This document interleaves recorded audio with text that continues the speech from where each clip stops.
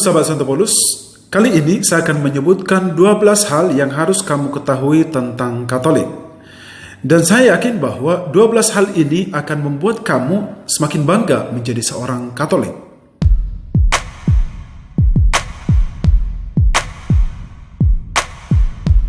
Kita mulai dari urutan ke-12. Gereja Katolik itu disebut universal, satu atau tunggal, tidak terbatas pada daerah atau suku tertentu. Itu sangat berbeda dengan gereja-gereja Protestan yang berlatar belakang budaya atau daerah tertentu, seperti gereja Protestan suku inilah, gereja Protestan daerah inilah, dan sebagainya. Terjadi pengkotak-kotakan. Itu berarti kalau kamu menjadi seorang Katolik, kamu akan mengenal begitu banyak orang dari berbagai latar belakang budaya yang berbeda-beda. Urutan yang ke-11. Gereja Katolik itu menghormati arwah-arwah orang yang sudah meninggal. Itu berbeda dengan gereja-gereja Protestan yang sama sekali tidak pernah mendoakan orang yang sudah meninggal. Jadi, kalau suatu saat Anda meninggal sebagai seorang Katolik, ada begitu banyak orang yang peduli, cinta, serta mendoakan arwahmu. Urutan ke-10 adalah gereja Katolik itu didirikan oleh Yesus Kristus sendiri, di mana Yesus Kristus memilih Rasul Petrus sebagai paus pertama, dan tahta kepausan itu diwariskan hingga saat ini, atau dari Petrus sampai paus yang sekarang itu, Paus Fransiskus yang ke-266. Jadi pemimpin gereja Katolik itu asal-usulnya itu jelas dari dulu. Dari Yesus ke Petrus, dari Petrus sampai ke paus yang sekarang.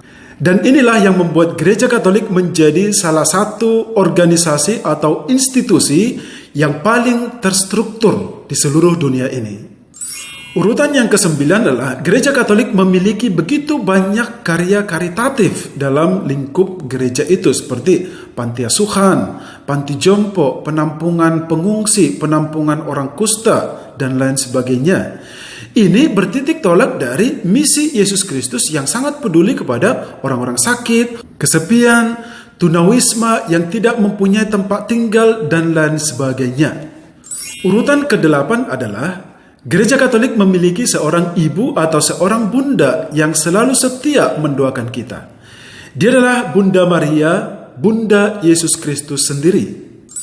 Urutan yang berikutnya, yaitu urutan ke-7, adalah gereja Katolik memiliki begitu banyak orang kudus, santo atau santa, beato atau beata. Mereka adalah pelindung kita, mereka adalah teladan iman kita, dan mereka ini juga sekaligus menjadi pendoa bagi kita yang masih berjuang di dunia ini.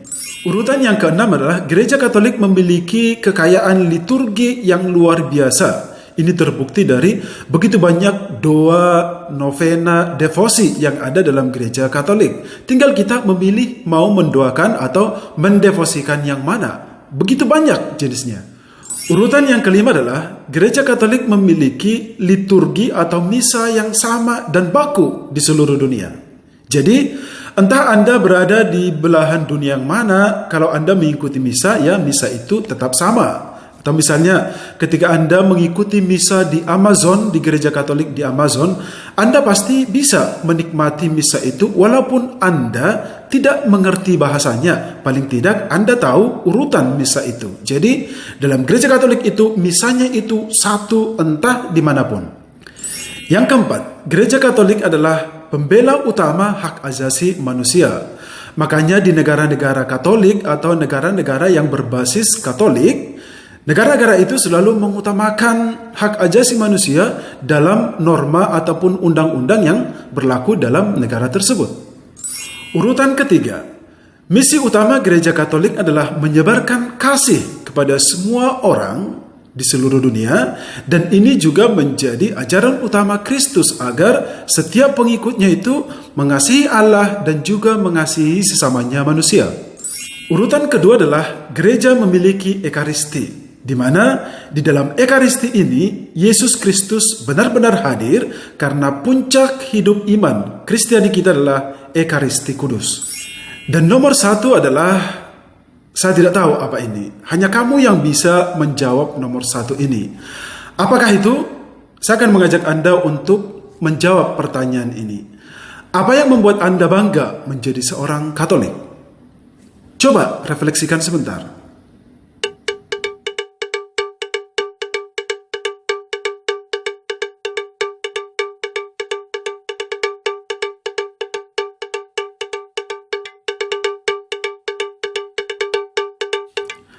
Apakah kamu sudah menemukan jawabannya? Kalau kamu sudah menemukan jawabannya, berarti itulah nomor satunya.